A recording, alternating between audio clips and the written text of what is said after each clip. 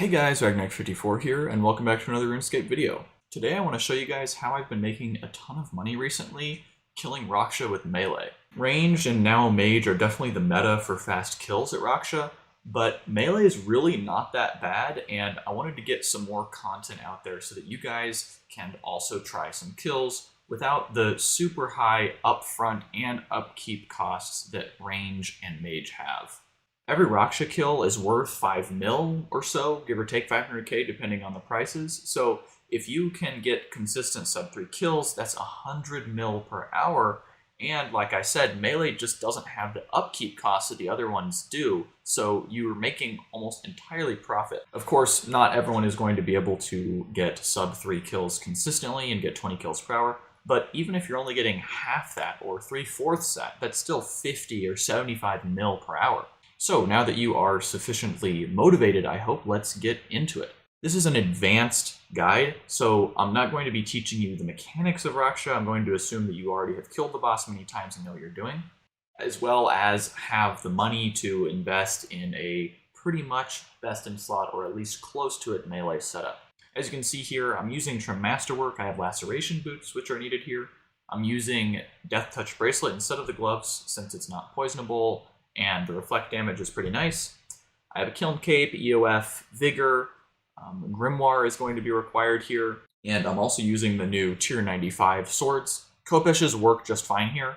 It's just a little bit faster, of course, to use the tier 95s. In my inventory, you're going to see some pretty standard switches, and I'm not going to go over all of them. I'm pretty sure you know what they are. I've got flanking on my Dragor, lunging on my spear.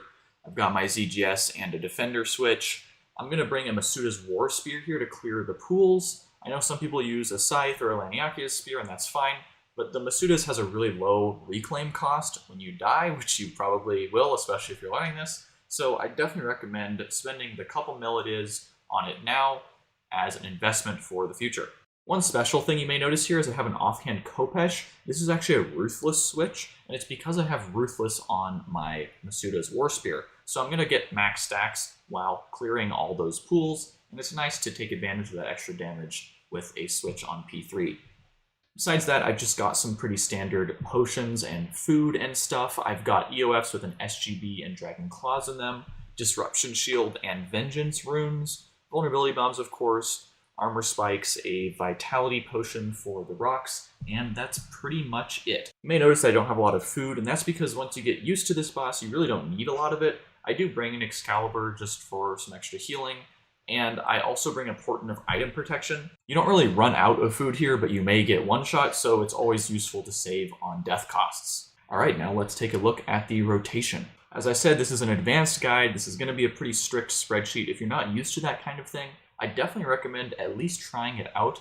You're not going to get as far just YOLOing rotations as you are using tried and true ones. And if you want to be closing in on that 20 kills per hour, 100 mil per hour, then you're going to want to give this rotation a shot.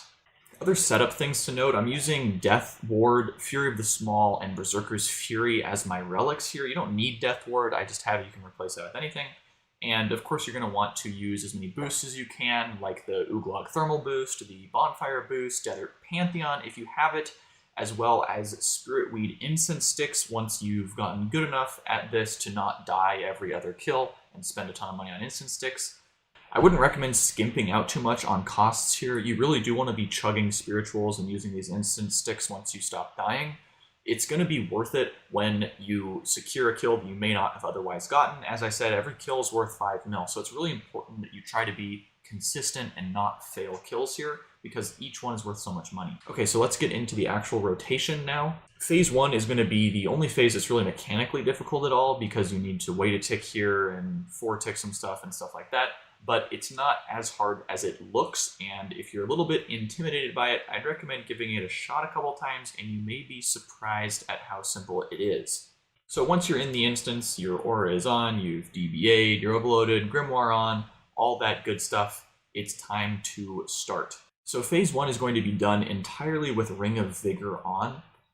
You're almost at 100% accuracy, but not quite there if you use a Reaver's Ring, and it's not worth the small crit bonus to risk missing an entire assault hit. So once you are all ready to go, face the boss and use a defensive.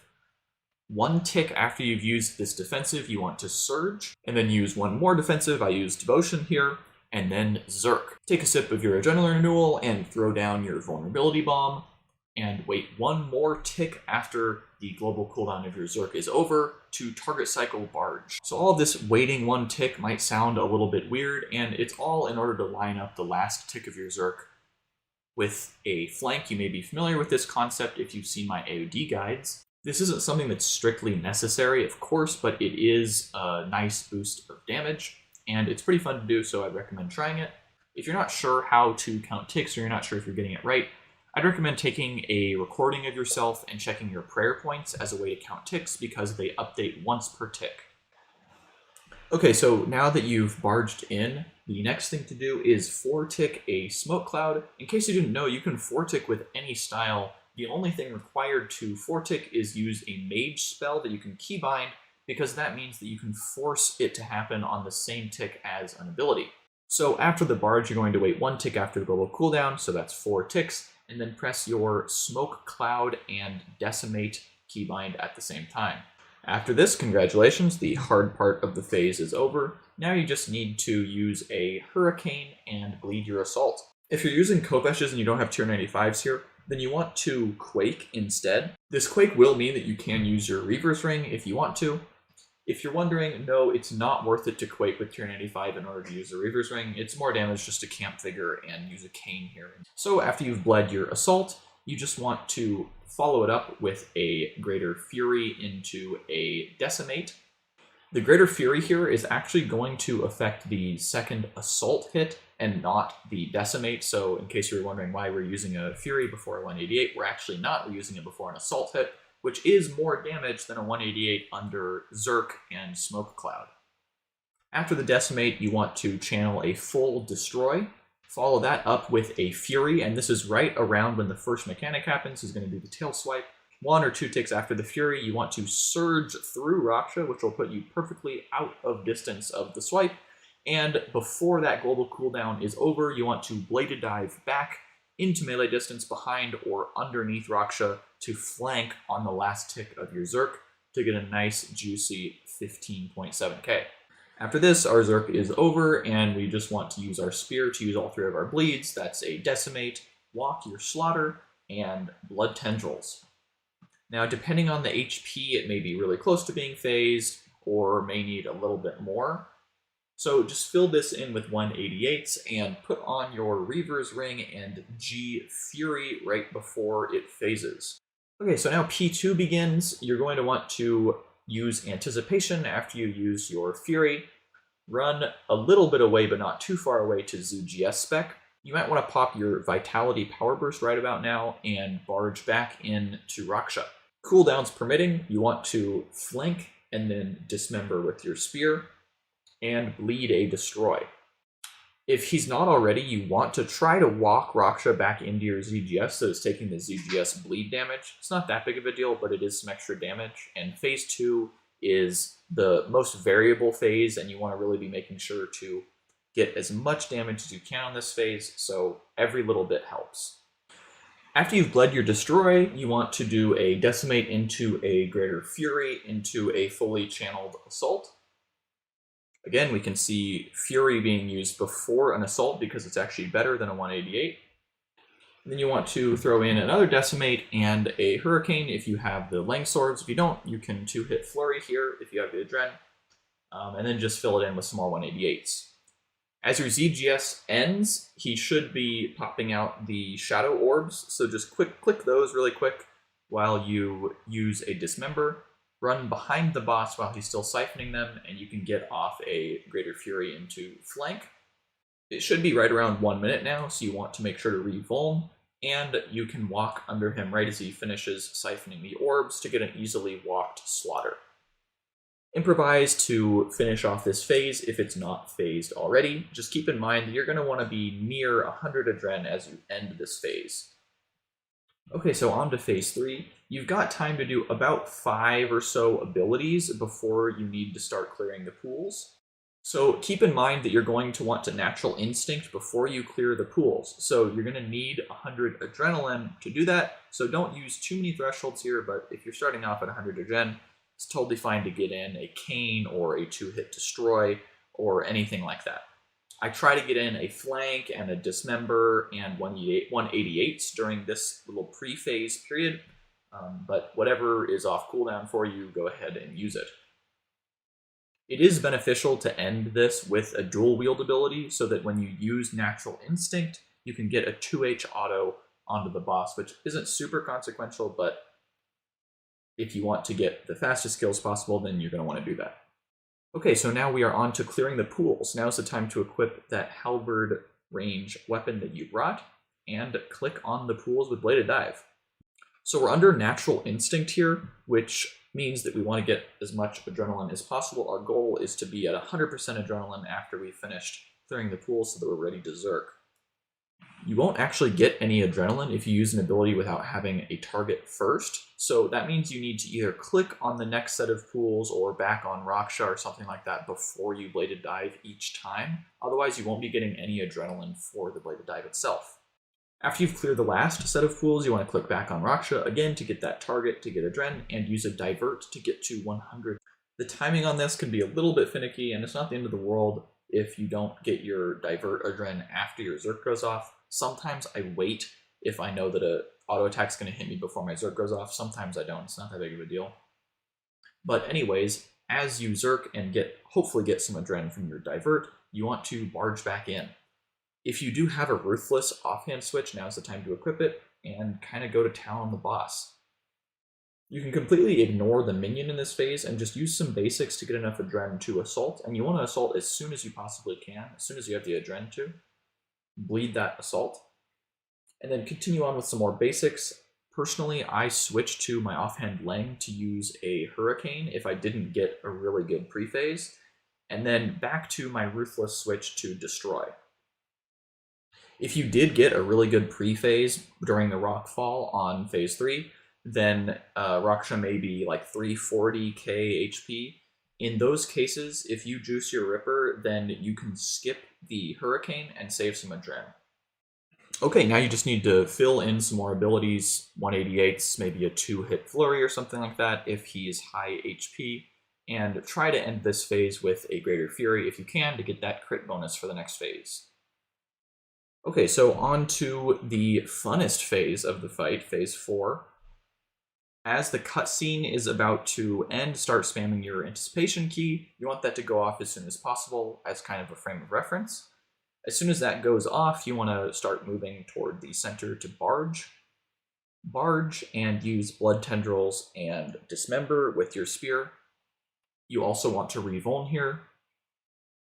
Now you're going to want to bleed either an assault or a destroy, depending on if your assault is off cooldown, and you want to do this with dual wield because we're going to be ZGS specking next. That will allow us to get a 2H auto during that spec. After that, we want to Greater Fury and Escape and SGB spec. Again, if you don't have SGB or you don't have a Dren for this, sometimes I use Greco instead. It's not that big of a deal. Come back in, fill it in with some more 188s. Just make sure that the second 188 you do is dual wield because it's right about at 2 minutes now, which means we need to reapply a 4-ticked smoke cloud. I do this into a Greater Fury and then a Decimate. And if you're on tick, you will be able to get in this Decimate. If you're off tick, then you will need to Bladed Dive before it's time. You'll sort of learn the timing as you do this some more. After you escape the swipe, you want to head back in for a Hurricane and some more 188s and Furies and stuff like that until your ZGS is over. Once it's over, use a Dismember as the shield pops up, and then a couple more 188s or whatever it ends up taking to clear the shield. After your last ability clears the shield, you want to Leng spec, if you have them, as soon as possible, and start running around to collect the anima. As I'm doing this, I use a divert and an anticipation, which should put me back at 100 adren, and I can Zerk. The timing of this is such that Raksha's auto attack should be hitting you right after you Zerk, hopefully giving you adren on your divert, but of course sometimes it splashes. After you've barged back in, depending if you did get adren, you might need to limitless to use your assault, so be ready for that. He's also going to swipe pretty soon, and you won't get stunned because of your anticipation earlier, but you will need to use your disruption shield here to block the damage from it. After you've hurricaned, you can just use a destroy to hopefully finish off the boss. If you got some unlucky hits earlier, you're going to have to fill this in with a couple more 188s and stuff like that. If you have a lot of adren, you can Dragon Claw or SGB spec or anything like that, and you should get the kill.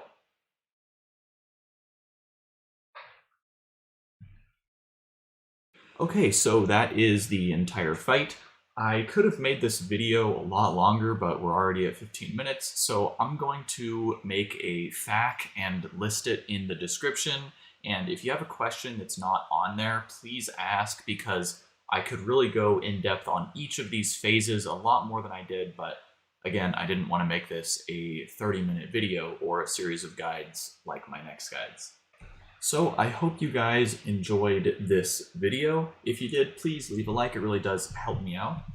And I hope you will not be so triggered by my Raksha log as to leave a dislike, because using this guide, your log could also look like this. So go out there and try some melee Raksha. Let me know how it goes. And until next time, I will see you guys later. Bye.